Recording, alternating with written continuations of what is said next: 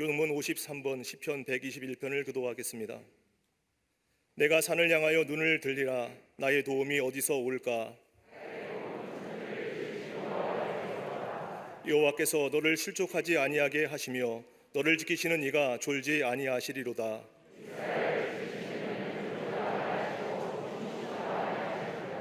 여호와는 너를 지키시는 이시라. 여호와께서 내 오른쪽에서 내 그늘이 되시나니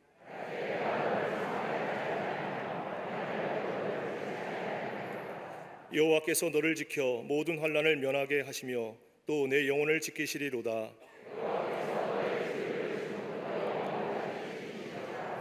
아멘. 영과 진리로 예배드리게 하심에 감사를 드립니다. 이 시간 광림의 온 성도들이 감사와 기쁨으로 예배드릴 때 예배가 삶의 중심축이 되게 하시며 소망을 품은 자에게 주시는 갑절의 은혜로 가득하게 하여 주시옵소서. 주님의 놀라운 사랑과 은혜 가운데 살아감에도 불구하고 두려움을 주는 세상에 점령당한 채 믿음대로 살지 못한 저희의 허물을 자복하오니 용서하여 주시옵소서. 십자가의 거울에 비친 참 자아를 회복하게 하사 성령의 능력이 저희 삶 속에 역동케 하여 주시옵소서. 진노 중에라도 긍휼을 베푸시는 하나님 아버지, 이 땅을 향한 하나님의 뜻이 온전히 성취되게 하여 주시옵소서. 코로나19로 인하여 고통을 겪고 있는 곳마다 하루속히 질병의 근원이 물러가게 하시며 신적 개입으로 인한 회복의 은혜를 부어 주시옵소서. 모든 권위가 무너진 이 시대에 성경의 절대적인 권위로 대한민국을 다시 세워 주시옵소서. 다메섹에서 예수님을 만난 사도 바울처럼 국가적인 회심이 일어나게 하여 주시옵소서. 악법을 제정함으로 하나님의 질서를 무너뜨리려는 교만한 생각의 바벨탑을 성령님께서 무너뜨려 주시옵소서. 한국 교회들마다 거룩과 순전의 영성을 회복하게 하시며 사생결단하며 기도드릴 때 나라 안팎으로 겪고 있는 난제들을 푸는 새로운 돌파구가 열리게 하옵소서.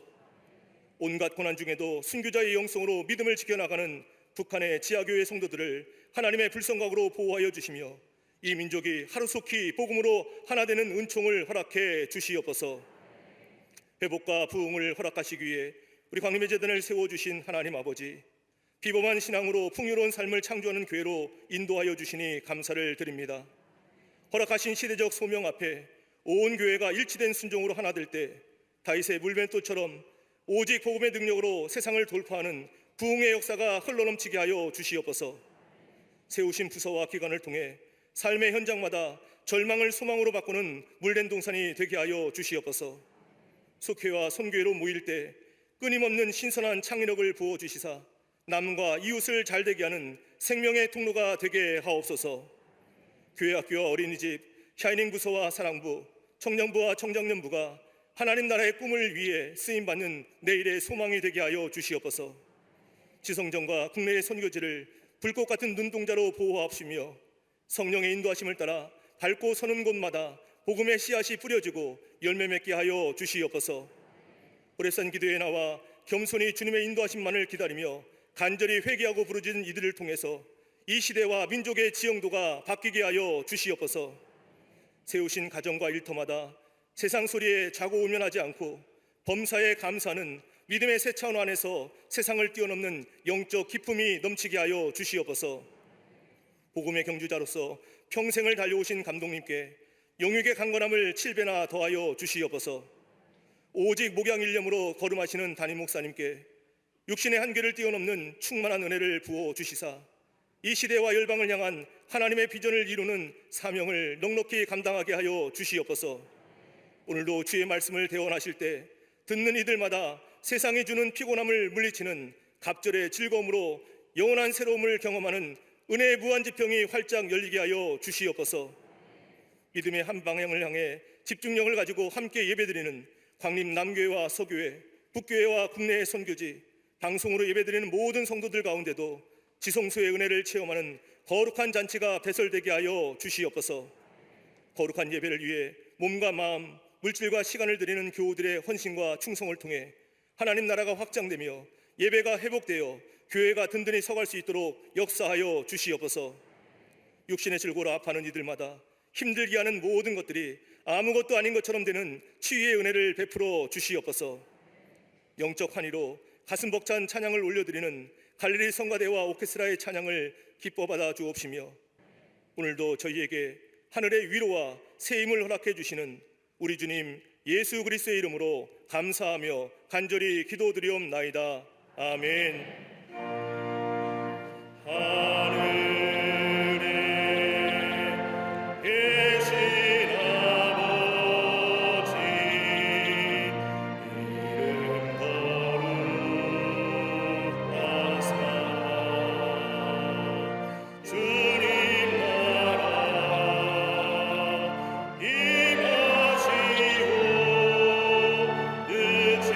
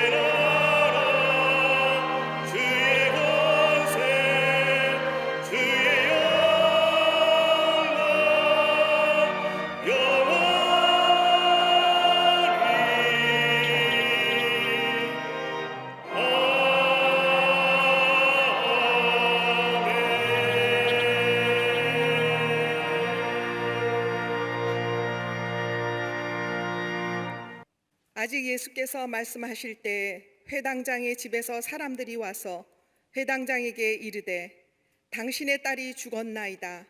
어찌하여 선생을 더 괴롭게 하나이까?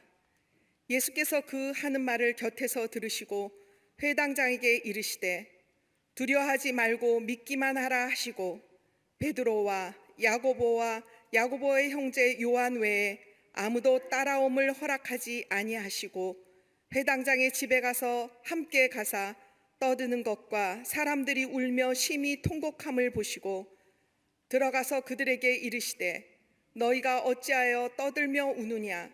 이 아이가 죽은 것이 아니라 잔다 하시니 그들이 비웃더라. 예수께서 그들을 다 내보내신 후에 아이의 부모와 또 자기와 함께한 자들을 데리시고 아이 있는 곳에 들어가사 그 아이의 손을 잡고 이르시되 달리다굼 하시니 번역하면 곧 내가 내게 말하노니 소녀야 일어나라 하심이라. 소녀가 곧 일어나서 걸으니 나이가 12살이라. 사람들이 곧 크게 놀라거늘 예수께서 이 일을 아무도 알지 못하게 하라고 그들을 많이 경계하시고 이에 소녀에게 먹을 것을 주라 하시니라. 아멘.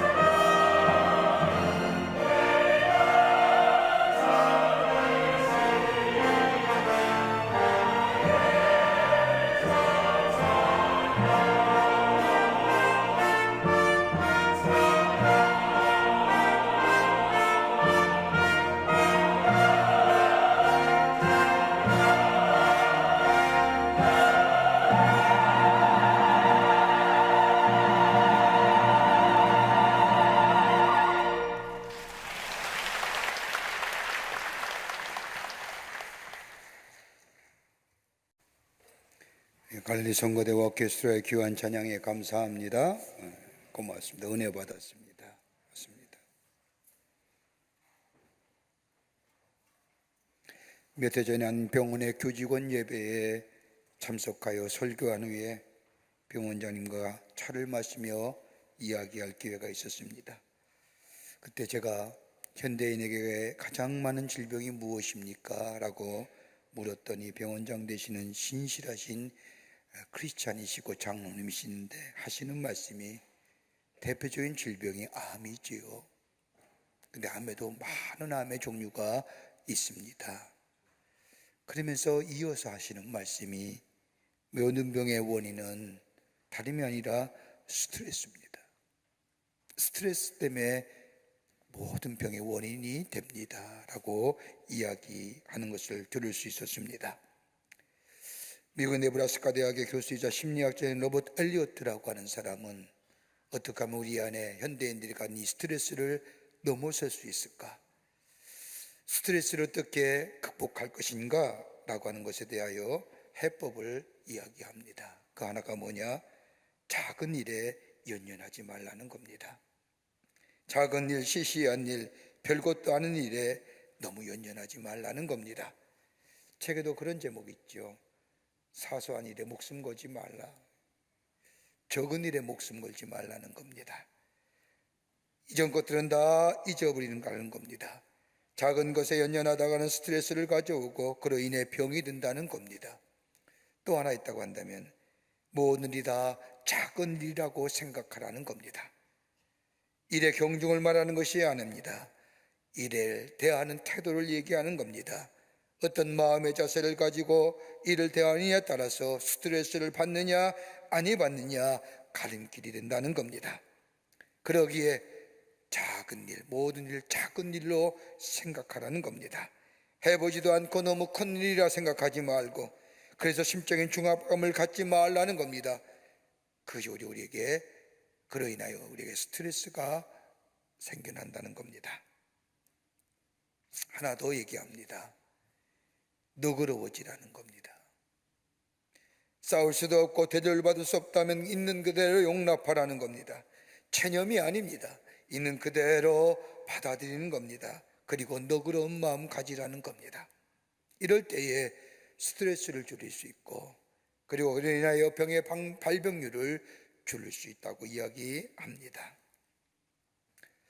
우리는 믿음의 생활을 하면서 한 번쯤은 그런 생각했을 겁니다. 내 믿음이 산을 옮길 만한 믿음이 있었으면, 내가 좀 더 믿음이 성숙함과 성장함을 통하여 내 안에 풍성함의 역사를 경험한 인생 되었으면, 그런 생각은 한 번쯤 다 가졌을 겁니다. 안 가진 것보다 가진 게 낫습니다.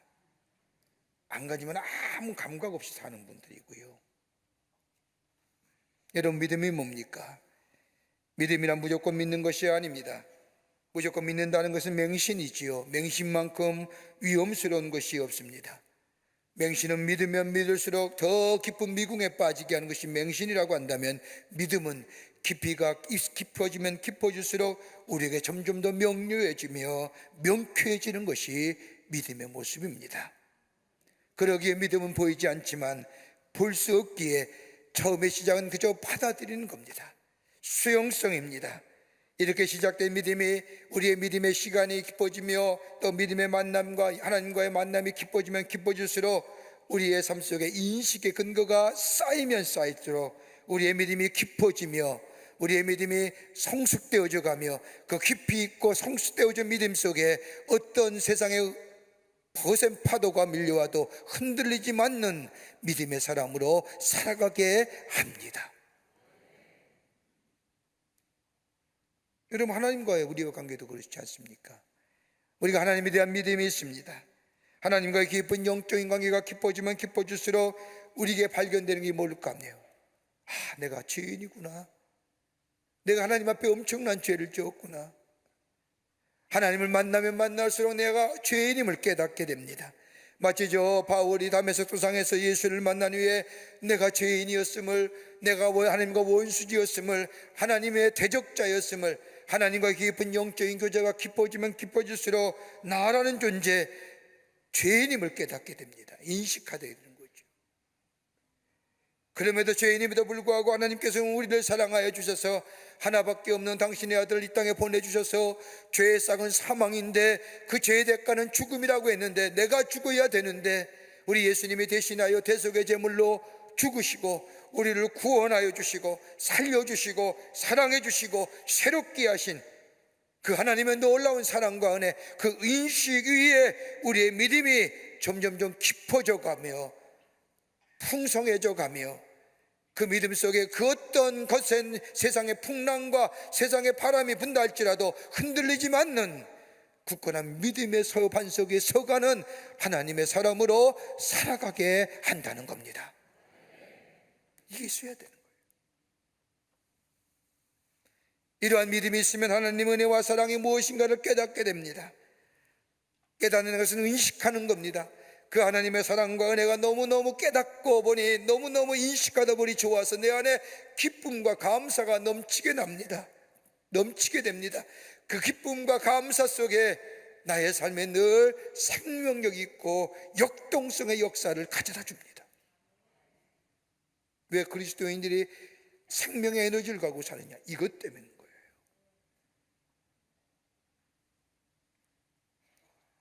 예수님이 많은 병자를 고치실 때 예수님께서 하신 말씀에 공통적인 말씀이 몇 가지가 있습니다. 예수님이 병 고친 이적과 표적을 가만히 말씀을 보면 예수님은 언제나 믿음에 관하여 말씀하신 후에 이적을 베푸시고 기사를 행하십니다. 내 믿음이 너를 구원하였느니라. 따라 내 믿음이 너를 낫게 했으니 평안히 갈지어다. 그 믿음을 보시고 불쌍히 여기사 고쳐주셨느니라. 내 믿음이 크도다. 하나같이 저들이 비록 적은 믿음이라 할지라도 그 믿음을 모시고 저들의 문제를 해결해 주신 것을 보게 됩니다. 믿음입니다. 오늘 본문의 말씀은 공간복음서에 다 기록된 예수님의 이적에 관한 말씀입니다. 마태복음에서는 다른 복음서와 달리 예수님의 행하신 이적을 조금은 더 생략하여 다루고 있지만, 저 마가와 누가복음에서는 조금 생략되어 다루고 있지만, 전체적으로는 믿음이 어떻게 시작되었으며 그 믿음의 결론이 어떤 것인가를 이 복음서에서, 이 말씀에서 우리에게 가르쳐 줍니다. 믿음의 시작이 어떻게 되었을까요? 그 시작이 어떤 열매를 맺어 어떻게 저들의 삶 속에 믿음의 풍성함을 누리게 되었는가? 오늘 본문의 말씀을 통해서 함께 말씀을 나누며 은혜 받기를 원합니다. 첫째는 예수님께 나와야 합니다. 오늘 본문의 시작을 보십시오. 예수님께서 바닷가에서 하나님의 말씀을 전하고 계실 때에 회당 중에 한 사람인 야이로라는 사람이 예수님께 나와 엎드려 고하기를, 내 딸이 병들어 죽게 되었으니 가서 좀 고쳐달라고 말합니다. 회당장입니다. 그 당시에 회당장이라는 것은 상당히 권세가 있고 지위가 높은 사람입니다. 여러분, 이스라엘 사람들의 생활 속에서 회당이라는 것은 다름이 아니라 생활의 중심입니다. 철저하게 회당 중심으로 살아갑니다. 지금을 말하면 교회라고 하겠지만은 회당은 지금의 교회보다 이스라엘 백성에는 더 중요한 의미가 있습니다. 이스라엘 백성은 회당에서 예배를 드리고 이스라엘 백성은 회당에서 공부까지 합니다. 옛날에는 지금처럼 인터넷이나 그 밖에 SNS가 발달되지 않았기에 저들의 조상들의 기록들, 조상의 행한 일들 문서로 남긴 거나 문서로 남길 수 없었다는 구전으로 전승되어 왔습니다. 구전으로 내려온 이야기들, 그러게 모세가 하나님과 함께하여 출애굽하여 이스라엘 백성을 저 가나안 땅으로 인도했던 출애굽의 기사들, 기록보다는 조상과 조상의 구전과 구전에 의해서 들려왔던 그 놀라운 구원의 역사들, 다윗의 이야기며 이사야 선지자의 이야기며 에레미 선지자들의 이야기, 다 이스라엘 백성을 향한 하나님의 이야기들을 조상들의 입에서 입으로 구전되어 저 회당에서 저 이스라엘 백성들에게 전해졌던 겁니다. 흥미진진했던 얘기들, 절망과 좌절 가운데 어떻게 저들이 일어섰는가, 기운을 북돋아와 영혼을 살찌겠다는 이야기들, 다 자신들의 조상에게 행해진 이야기들 어디서 전승되어 왔느냐? 회당입니다. 그러게 회당은 이스라엘 백성의 정신적인 지주요, 저들의 신앙의 모처입니다. 여러분, 우리도 그렇지 않습니까? 우리 조상들의 이야기들, 저 승리한 이야기들, 나라를 구한 이야기들, 나를 위해 목숨을 버렸던 이야기들 들으면 가슴이 뭉클하기도 하고 새로운 에너지를 얻는 것처럼, 그 말씀이 어디서 이스라엘 백성에 울려 퍼졌느냐? 회당입니다. 그 회당의 회당장이라면 높은 지위의 사람입니다. 명예도 있으며 권세도 있으며 더 나아가 사람들에게 존경을 받는 사람 중에 한 사람입니다. 근데 이 사람이 예수님께 나왔다는 겁니다. 베드로처럼 주님을 향하여 주는 살아계신 하나님의 아들이시여라고 고백하는 믿음의 고백은 아니었지만, 이 사람이 예수께 나온 이유는 다름이 아니라 들려오는 소문이 있었습니다. 수많은 사람이 예수 앞에 나오기만 하면 저들의 질병이 고쳐지며 저 병이 사하여지며 죄가 사하여지며 앉은 배가 일어서며 눈먼 자가 눈 뜨는 역사, 그 놀라운 역사가 예수님에 의해서 행해졌다는 소문을 듣게 되자 자신의 딸, 저 병들어 죽게 되는 딸, 내가 예수 앞에 나가기만 하면 내 딸의 질병이 고쳐지진 않을까? 베드로 같은 주는 그리스도시요 살아계신 하나님의 아들이라고 하는 믿음의 고백은 아니 되었지만, 그 소문이 들려왔을 때 나도 예수께 나아가기만 하면 내 딸의 병이 고쳐질 것이 같은, 다시 말해요, 예수님의 구원의 주이심을, 예수가 그리스도이심을 믿는 믿음이 저 안에 있었기에 그로 하여금 예수께 나오게 했다는 겁니다. 여러분, 중세의 성자들의 특징을 가만히 살펴보면, 여러분 박물관 같은 데 가면 성자의 그림들을 보실 겁니다. 아무아무의 성자, 아무아무의 성자. 근데 그 성자들의 얼굴에 공통점이 세 가지가 있습니다. 하나는 뭐냐? 수척하여라는 거예요. 왜 그렇게 그렸을까요? 왜 성자는 하나같이 얼굴이 이 광대뼈가 툭 튀어나오고 속 들어가고 이렇게 수척하게 그렸다는 거예요. 또 하나의 특징은 뭐냐? 대부분 다 코가 매부리 코예요. 여러분, 사람 만나면 제일 어디부터 봅니까? 얼굴 보지요. 얼굴에 어딜 봐요? 코 보지 않습니까? 왜요? 중앙에 코가 있으니까 코 볼 수밖에 없어요. 근데 코가 매부리 코면 전체 얼굴의 비대칭이잖아요. 그러니까 얼굴이 못생기게 한 거예요. 뭐 이렇게 어렵게 얘기가 못생겼어요. 또 하나의 특징이 있다고 한다면 더벅머리예요. 왜 이렇게 머리는 좀 정갈하게 잘 빗어 넘기시지 꼭 이렇게 풀어 헤치는, 그렇게 머리를 하셨을까? 정갈함이 없다는 겁니다. 종합해 보면 다른 사람에 비하여 얼굴의 모양 처진다는 거예요. 그런데 이들에게는 한 가지 공통점이 있습니다. 자신의 부족함을 느끼는 사람들이었습니다. 자신의 문제, 자신의 한계성, 자신의 한결같은 자신의 부족함을 알고 예수님께 나와 부족함을 고백하고 예수님과 깊은 영적인 관계 속에서 새로운 인생으로 살아가게 갔다는 겁니다. 오늘 야이로 그런 겁니다. 높은 주위에 있는 사람이요, 권세가 있는 사람이요, 더 나아가 존경을 받는 사람이지만은 그에게 한 가지 문제, 인간의 한계, 유한성의 문제, 아무리 내가 지위가 높고 권세가 있고 많은 사람에게 존경받는다 할지라도 나만이 가지고 있는 이 절대 한계 문제, 내 딸의 병, 인간의 유한성, 자신의 지위나 명예나 존경 가지고는 해결하지 못할 이 문제, 이 가지고 주님 앞에 나아가기만 하면 내 문제가 해결될 것이라고 하는 그 믿음, 베드로처럼 위대한 신앙의 고백은 아니었다 할지라도 예수 앞에 나아가기만 하면 내 딸의 질병이 고쳐질 것이라고 하는 그 믿음이, 그 믿음의 시작이 그로 하여금 하나님의 놀라운 기적을 경험케 하는 은총을 경험했던 것을 보게 됩니다. 예수께 나와야 합니다. 그게 역사하심인 거예요. 두 번째는요, 간절한 믿음이 있어야 한다는 겁니다. 오늘 읽은 본문의 말씀을 거슬러 가면 23절의 말씀을 보면 이 바리새인이 예수님께 하신 행위가 되어 이렇게 얘기합니다. 많이 간과하여 가로되 내 어린 딸이 죽게 되었사오니 오셔서 그 위에 손을 얹으사 그로 구원을 얻어 살게 하소서라고 말합니다. 많이 간구했다고 하는 이야기, 원래 원문을 보면 말을 많이 했다는 겁니다. 여러분, 우리 얼마나 현대인들이 말 많이 하고 삽니까? 말 많이 합니다. 좀 조용한 공간, 또 소음이 안 들리는 공간이 찾아보기가 쉽지 않습니다. 지금의 사회를 가리켜 정보사회라고 얘기합니다. 얼마나 많은 정보들이 들려옵니까? 정보가 들려오는데 얘기할 것은 참 많지요. 그런데 오히려 비하여 얘기할 것은 많고 말하는 많이 하지만 우리의 삶에 공허와 더불어 고독감 찾아오는 이유가 있을까요? 말은 많이 하지만 말에 실천함이 없기 때문에. 말 많이 하는데 내 삶에 실천함이 부족하기에. 여러분, 우리의 신앙도 마찬가지입니다. 알기는 많이 알지만 내 삶에 실천함이 없는 이 신앙은 무기력한 신앙입니다. 비바람에 쉬 넘어집니다. 풍랑에 쉬 가라앉고 맙니다.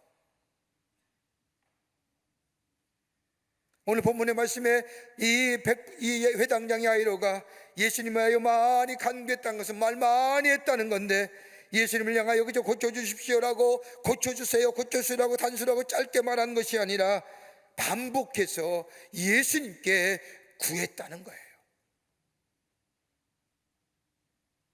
반복해서 구한 건 그만큼 간절함에 비례되는 거잖아요.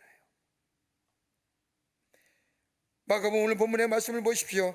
오늘 본문의 말씀은 예수님께서 이 회당장의 의종을 받으시고 회당장의 집으로 내려가다가 5장 21절과 24절의 말씀에 삽입관화가 나옵니다. 12해 동안 혈병으로 고생하는 가나안 여인을 고친 사건이에요. 이 기사가 중간에 삽입되어 있습니다. 자신의 딸은 병으로 죽어가고 있는데, 그런데 예수님은 자신의 구함에 아무런 보행을 보이지 않다가 그냥 내려가시다가 한 여인이 예수님의 옷자락을 잡고 저 옷자락만 잡으면 내 병이 나을 것 같다가 예수님 옷자락을 잡는 것을 느끼신 예수님이 뒤돌아보시면서 누가 내 옷자락을 잡았느냐? 그러면서 그 여인과 만나 그 여인의 12해 동안 고생하던 혈류병을 고쳐주시고 그 여인의 이야기를 다 들으시는 거예요. 내 딸은 지금 죽어가는데, 내 딸 고치러 가는데 중간에 여자가 인터셉한 거예요. 얼마나 애간장이 타겠습니까? 아마도 속이 새카맣게 타들어갈 심정일 겁니다. 그런데 예수님은 이 아이의 심정을 아는지 모르는지 아무런 보행을 보이지 않으시는 겁니다. 그러자 이 아이로가 그러기에 예수님께 말 많이 했다는 겁니다. 무슨 얘기일까요? 가자고요. 목사님, 예수님 가셔야 돼요. 예수님이 내려가셔야 돼요. 예수님이 가셔야만 내 딸, 중간중간에 말이 멈추는 그 순간순간마다 예수님은 그 12회의 혈류병 걸린 여자와의 예수님의 대화했고요. 가세요, 예수님. 고쳐주세요. 내려가셔야 됩니다. 한 번으로 끝나는 것이 아니라 지속적인 간구했다는 겁니다. 불탄의 소원을 이루는 지속적인 간구, 인내하면서 문제 해결을 위한 지속적인 간구가 이 야이로 하여금 기적을 경험케 했다는 겁니다. 이 믿음이 어디서 나왔어요? 그의 지성의 결과일까요? 철학이래요? 종교심의 결과가 아닙니다. 인격이나 성품이나 신학적인 것 또한 아닙니다. 더 나아가 다른 사람이 강권하여야 가봐라, 가서 예수님께 매달려보라, 이런 것도 아닙니다. 누구의 권유에 의해서 예수님께 나와서 구하는 것도 아닙니다. 야일의 문제는 피할 수 없는 문제, 딸이 질병으로 인하여 죽게 되었다는 그 절박함이 예수 그리스도 앞으로 나와게 했다는 겁니다. 자신의 편견과 자신의 선입관이 아닙니다. 편견이란 경험 이전의 일들 아닙니까? 그저 내 딸의 질병이 그칠 수 있다고 한다면, 그러기에 유대인의 회당장이 갈릴리에 초라한 30세 된 청년의 무릎을 꿇고 비굴하게 아무런 반응도 보이지 않는 예수님을 향하여 쫓아다니면서 내 딸 좀 고쳐주세요. 예수님만이 고칠 수 있습니다. 안식일을 범한 사람이라고 소문난 예수, 그토록 안식일을 귀하게 여겼던 회당장인 이 야이로 예수님을 쫓아다니면서 구한다고 하는 것, 이 체면에서는 아니지만 체면의 문제가 아닙니다. 선입관과 평판과 체면과 위신 다 내려놓습니다. 그리고 끈질기게 주님만이 나의 도움이 되십니다. 주님만이 가셔야 됩니다. 여러분, 체면과 위신이 예수님 영접하기 힘이 들지요. 자신의 주의가 예수님 앞에 내려놓고 문제를 내려놓고 고백한다는 것, 자존심이 허락하지 않지요. 그러나 이 아이로 자신의 체면과 위신과 평판과 선입견들 다 내려놓고 그 문제 가지고 주님 앞에 내어놓고 간절하게 구하고 간구하게 될 때에 하나님의 놀라운 기적을 경험하고 하나님의 은총을 경험했던 것을 보게 됩니다. 간구하는 거예요, 끈질기.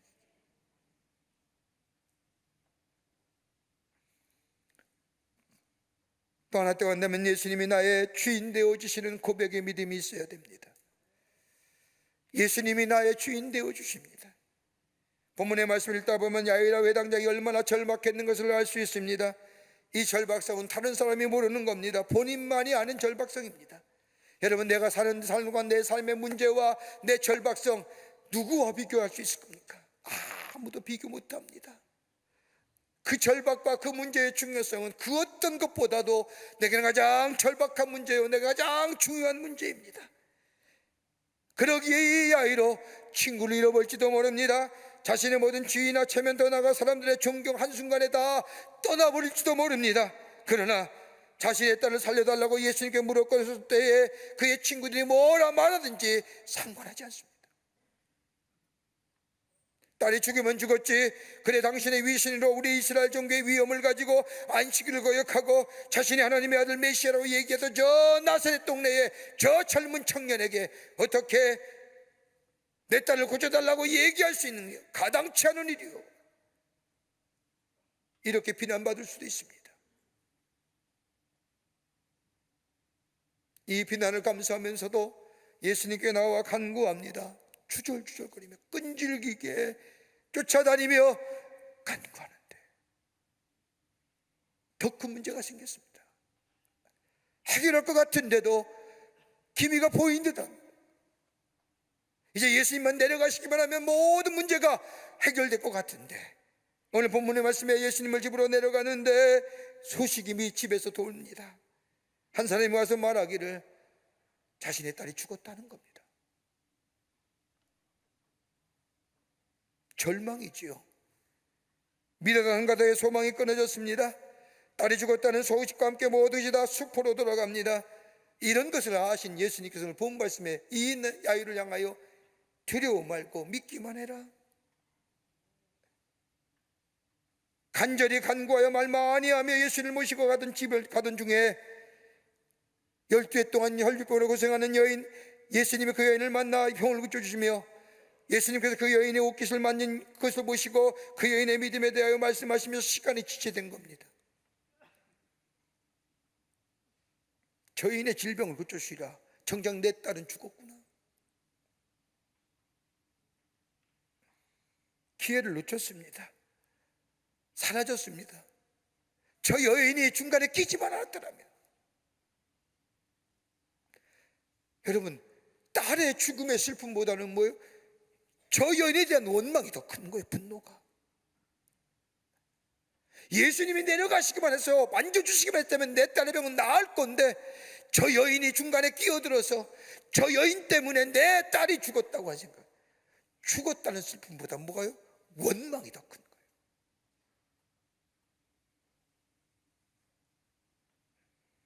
저 여인 때문에 우리 아이가 죽었구나.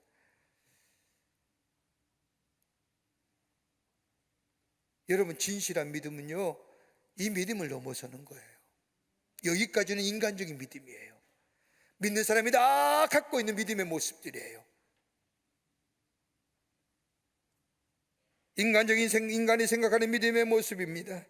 자신의 지적인 판단과 경험적 판단에 의한 가능성, 많은 사람들이 이것을 믿음이라고 생각하는데 이것 가지고 나왔는데 그럼에도 불구하고 소망이 끊어졌습니다. 그런데 예수님 들려오는 얘기, 두려워 말고 믿기만 해라. 이 말씀은 단순히 내 사정과 문제를 해결해 주시는 예수님뿐만 아니라 더 나아가 절망에서 소망을 이끄시는 참 생명의 주인 되시는 예수님을 향한 고백되어지는 믿음의 내용, 예수님이 그걸 야이로에게 얘기하시는 겁니다. 두려워 말고. 두려움은 뭐예요? 인간적인 믿음의 모습이라고 하는, 믿어라 참된 믿음의 자리를 옮겨라는 겁니다. 여러분, 요한복음 11장 말씀을 보세요. 요한복음 11장 32절의 말씀을 보면 죽은 나사로의 이야기가 나옵니다. 나사로는 사람이 병들어 죽게 되었는데 너희들이 예수님을 보고 좀 오시라고 요청을 합니다. 그래도 그럴 것이, 예수님과 나사로의 관계는 보통의 관계가 아닙니다. 예수님께서 예루살렘 성에 올라가 하나님의 말씀을 전하신 후에 내려오시면 언제나 베다니인이 나사로의 집에서 유하십니다. 그리고 그 다음날 되면 다시 예루살렘 성에 올라가 하나님의 말씀을 전하시곤 했습니다. 그러기에 내 친구 나사로라고 예수님이 말씀하십니다. 근데 그 나사로가 죽었습니다. 마르다와 마리아는 예수님의 친구인 나사로가 죽었다는 소식을 예수님에게 전하고 빨리 내려오시라고 얘기합니다. 그런데 그 소식을 들은 예수님께서 제자들에게 말씀하기를 나사로의 병은 죽을 병이 아니라 하나님의 영광이 나타날 병이라고 얘기하시면서 가시질 않는 겁니다. 그리고 나흘이 되던데 예수님이 베다니에 도착하십니다. 그때에 나사로 집에 있는 이 마르다가 쫓아와서 예수님께 말씀합니다. 예수님이 여기 계셨더라면 우리 오라비가 죽지 않았을 겁니다. 예수님이 여기 계셨더라면 내 오라비는 죽지 않았을 겁니다. 이건 인간의 신앙의 모습이에요. 그렇죠. 예수님이 계셨으면 나사로 일을 시켰을 겁니다.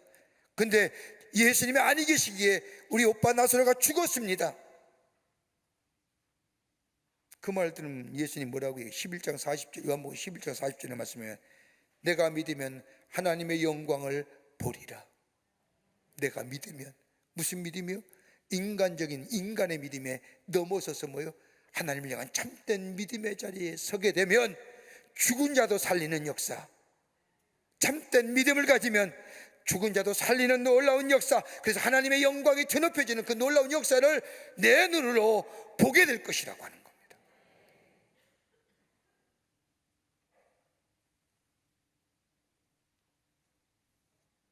죽지 않게 하시는 그리스도가 아니라 죽은 자도 살리시는 예수 그리스도, 병들지 않게 하시는 그리스도가 아니라 병든 자를 다시 부활케 하시는 예수 그리스도에 향한 믿음.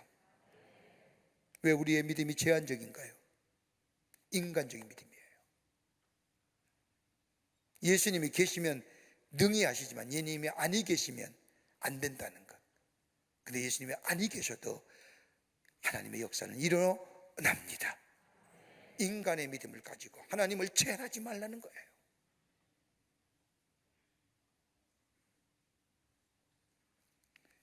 어느 감리교 인터넷 매체에 나온 글인데 제가 읽고 참 은혜가 돼서 여러분과 함께 나누려고 합니다.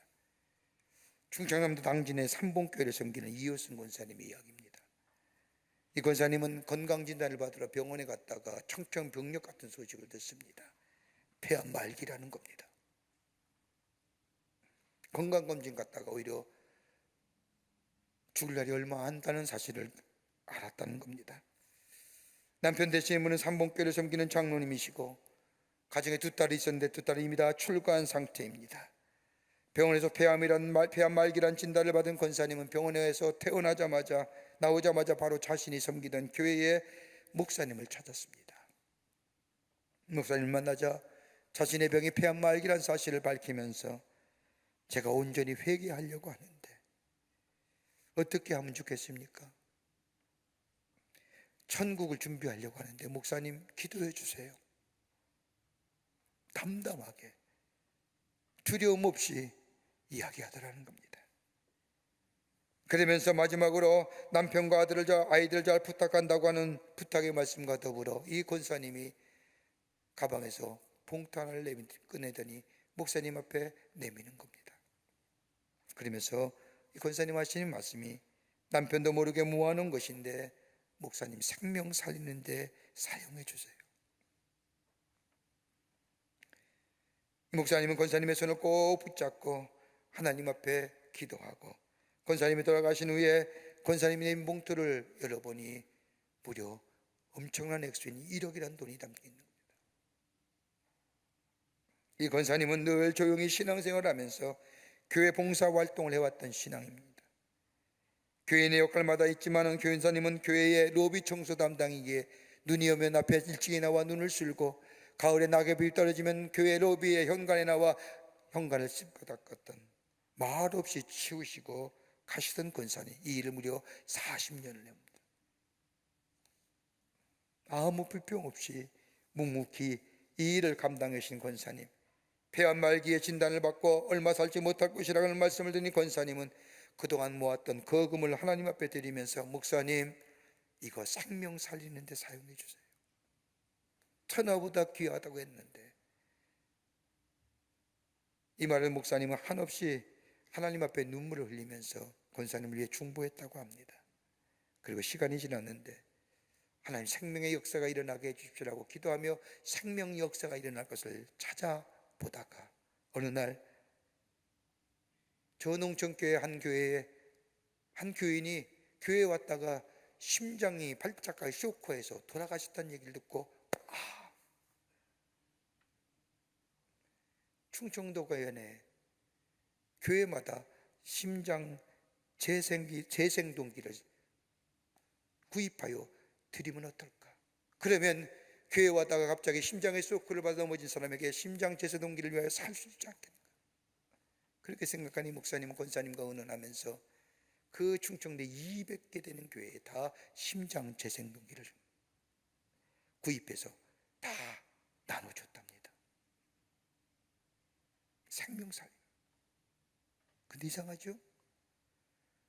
폐암 말기라고 얼마 살지 못할 거라고 진단을 받던 2019년에 진단받던 권사님인데 아직도 살아계세요. 말기예요. 병원에 나올 때는 준비하세요. 그러기에 권사님 교회 와서 내가 어떻게 천국 갈 수 있을까요?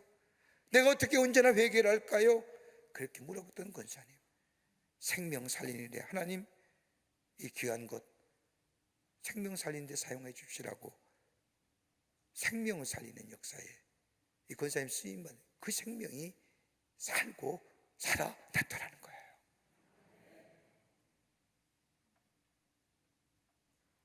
예수님 앞에 나오는 거예요. 예수님 앞에 믿음 고백하는 거예요. 내 편견, 내 선입견, 내 판단 이것 가지고 하나님 제언하는 거 아니에요. 그리고 주님의 음성에 귀 기울이는 거예요. 내 뜻대로 내 마음대로 아니 됐다 할지라도 주의 음성에 인간의 믿음에서 참된 믿음의 자리로 옮겨지는 그 믿음의 고백이 우리 가운데 있게 질 때에 우리는 놀라운 기적의 역사를 경험하는 하나님의 백성의 삶으로 살아가게 되는 줄 믿습니다.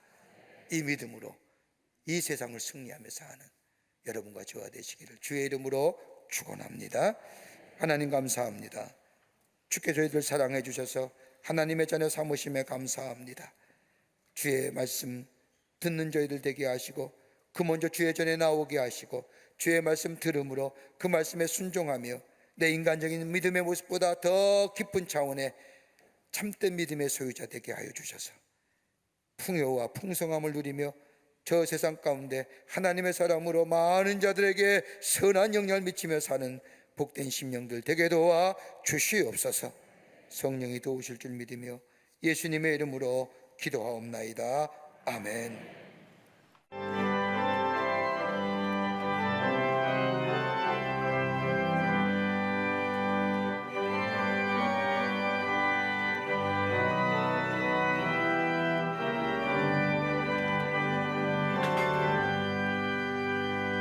주여 지난 밤에 꿈에 배었으니 그 꿈이 이루어 주옵소서.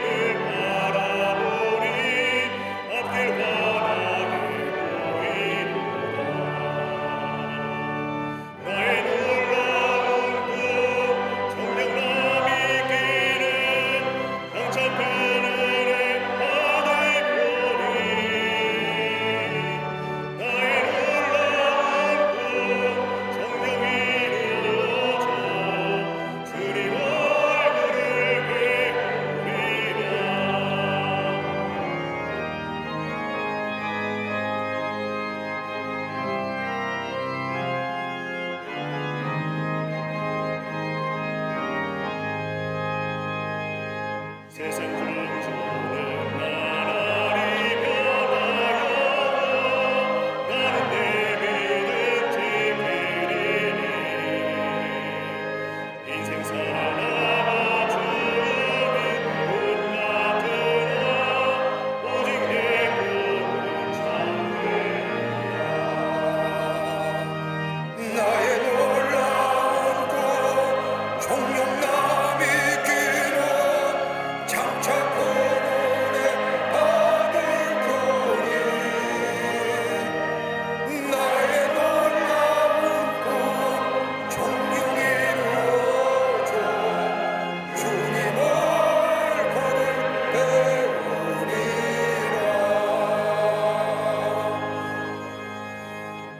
지금은 우리 주 예수 그리스도의 크신 은혜와 하나님 아버지의 한량없으신 사랑하심과 성령님의 임재하심과 교통하심과 이끄심의 역사가 오늘 거룩한 주의 날 주의 전에 올라와 하나님 앞에 예배하며 주의 말씀 가슴에 품고 우리 안에 믿음의 놀라운 역사를 일으켜 하나님의 살아계심을 증거하는 삶으로 살기로 결단하고 성전에 물러서는 우리 모든 사랑하는 광림의 권속들과 영상을 통하 이 예배에 참여한 당신의 거룩한 백성들 위해 주께서 지금으로부터 영원토록 함께 하시기를 간절히 축원하옵나이다. 아멘.